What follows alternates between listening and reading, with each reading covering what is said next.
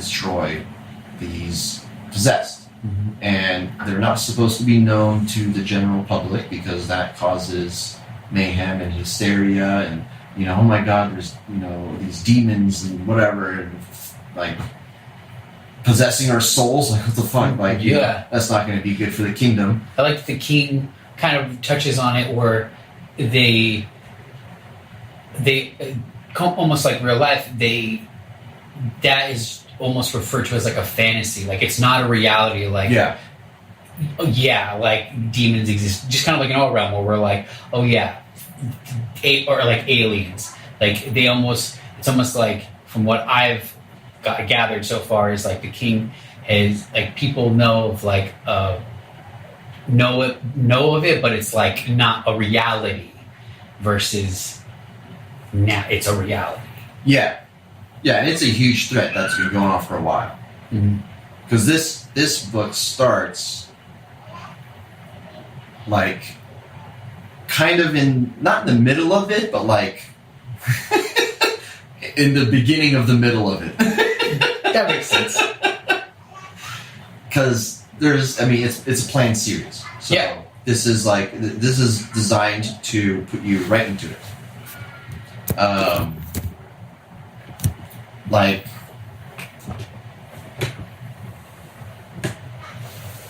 even flow. Yeah, my microphone is sitting on my child's high chair, which is even flow. And I heard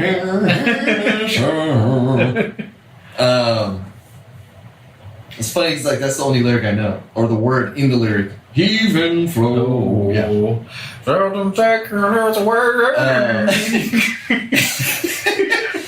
Anyway, okay, so, but that on the back, that character with the chains, so that the artist fucking awesome. So, hired the guy Stephen J. Catazoni. I call him Catazoni. I don't know, but fucking awesome guy, and I want him to do the other books too. And he did the map too. But I had a shitty drawing that I did. I have a notebook, like a little like leather bound little notebook that I make all my notes in for like characters, plot points. Like I drew a map in there, like just stuff like that. So I have my original handwriting inside that on the first couple pages of that poem. I don't think have I showed you that poem? No. Okay, I can pull it up. So I should read it to you because this is badass. Okay. So this is what started it. So this is kind of like the genesis of how this kind of whole book came about. Yeah. So this started it, and it wasn't intended, like when I obviously just came up with the idea of the poem, it wasn't intended at that time obviously to be a story of like a book or a world or anything like that, or even in this realm of like medieval fantasy. It could, at that time it could have just been a generic time frame. But so I called this the Soul Reaper, which is, I don't think that's an original term. It's used in a lot of things. I know there's like some animes that use the term Soul Reaper. There's stuff like that. But that's just something that spoke out to me as a Soul Reaper because just what I ended up going, because like I was talking about in the shower thoughts, it started, and I probably came up with like the first like maybe 5, 6, 7 lines of that poem in there, and then I was like, fuck, like this is fucking awesome. And I got out of the shower, dried off, and like went straight to the computer and just typed out the rest of it. And then so this was like a one sitting, and just spewed it out, and then kind of went back and just kind of like looked at it over, and I was like, okay, and then like, okay, maybe change this word. This sounds better. Okay, this doesn't like rhyme. Okay, let me change this, make it rhyme with that next word. Stuff like that. And there's no specific. I'm not like a poemologist or whatever you call it. Poemologist. That's a good one. Like I don't like a poet. Yeah, I'm not a poet.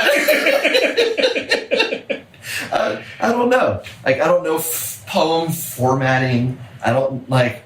Oh, this is a haiku. Oh, this is a whatever. I don't know any of that. I just wrote it, and however I felt that it sounded right I just like stay that way and wrote it that way. I was like, okay, this sounds right. Okay, this sounds right. Because even in the book is like I wrote it in a way where it made sense. Yeah. Like I'm not like, the technicalities. That kind of touches back on the fact that it's an easy read. Is that it's not complicated. It's just it's very linear. Like here we go. Here we started. Here's a picture of the town. Yeah. And now we're hopping in and things are going. And it's just like a movie. I'm very visual. That's fucking awesome because that's one intention I had was to write it like a movie. Yeah. Because I love movies. Mm-hmm. And I wanted it to be easily envisioned. Mm-hmm. Not to the point where you have to envision it in my view. Because obviously I have my own vision of when I'm writing it, but to make it easy to do that. So that's cool. That's awesome that you actually brought that up. That's right. But this is the poem. I'm going to read this to you. It's relatively short. Okay. So it's called Soul Reaper. I found myself in an interesting predicament. For you see, this day was the last I was dormant. Walking through was when the problem arose. An hour passed from when I left Primrose. There is no fallacy, listen closely, my friends and all. I tell you a tale of when my spirit would fall. I look up and the glass was intact, but in fact, that split second was my mind attacked. Taking a step, I approached with caution, but then realized the witch had given me a potion. I took a sip to only hope that I'd be awoke, but something else was gravely exposed. My hands a-tremble and my mind of smoke. From the ashen ground, a dark angel arose. Was this for real? Is my mind a joke? This couldn't be more than what a mind could evoke. I speak to the angel, common throat.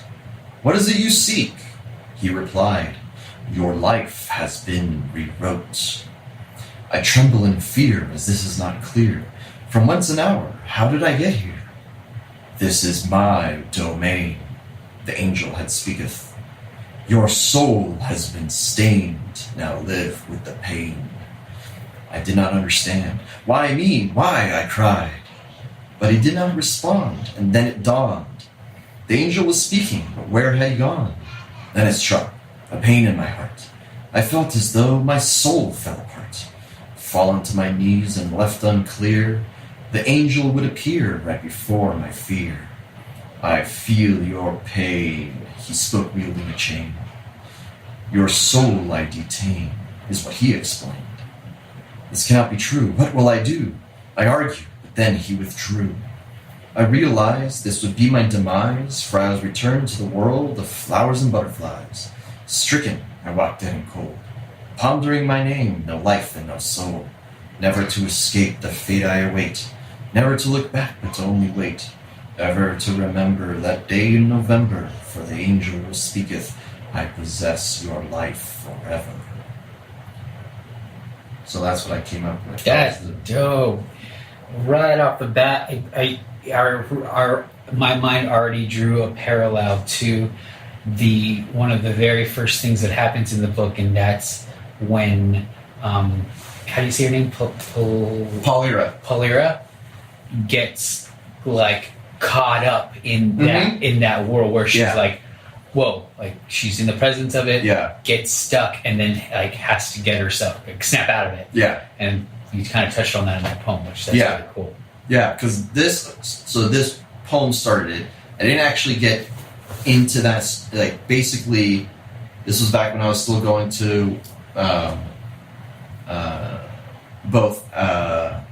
Actually, I think at that time I had just started going to Fullerton, and a lot of my time in there was spent because this shit was in my head, like wow, like deep in there. So I'd be in class. I have no idea how I even got a degree, but like I'd be in classes and I'd just like I would draw, and no direct relationship, no correlations, just draw shit. I used to draw shit all the time as a kid, like draw knights, like valiant knights, draw like dragons, draw like even like demon style stuff, whatever, dark like dark humans, like just bad people or whatever, darkened nights.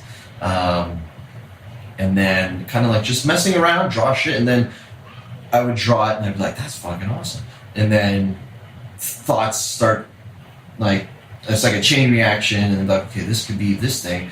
And then like I draw something else and they're like, holy shit, okay, so maybe like this can relate to this guy, and you know, he ends up fighting this or whatever, and like it just, you know, it just keeps going, branching off, and things end up connecting somehow or another, indirectly or directly, and then just turns. And I was like, just one day, just okay, like this is like a big story, and then just started putting stuff together, and then made like a roadmap, I guess, or outline of just shit, and be like, okay, this could be this, they could, you know, so you took your ideas and kind of just kept rummaging around in your head, yeah, and put them in like an order. Yeah. Like, okay, this begin, middle, end, storyline. Yeah. Now, this was, you're in college, so how, like, what year, were you just out of high school, or were you No. So high school was 2002, and then I went to college. That was like 4 years ish, I think. Did you get a degree? Yeah. So I went to Saddleback College, which is like 5 miles up the road from our work. Yeah. So I went there. I was there for like, I think 4 years, because it was like kind of like part-time-ish. It was like 20 units or whatever it is. It's like part-time units. Because I started working at that time too. Actually I started working senior year of college. And then 2000, I think, yeah, it was like about 2006, 2007, I started going to Fullerton, Cal State Fullerton. And then I got my degree there in 2010. So mainly in that time that I was at Fullerton is when I was working on this stuff. And I was like, okay, I'm going to start writing some of this stuff. So, like, this is stuff like... The story's been there for a long time. Yeah. Got it. That's... When you... How old were you when the shower poem came about? So... Is that high school?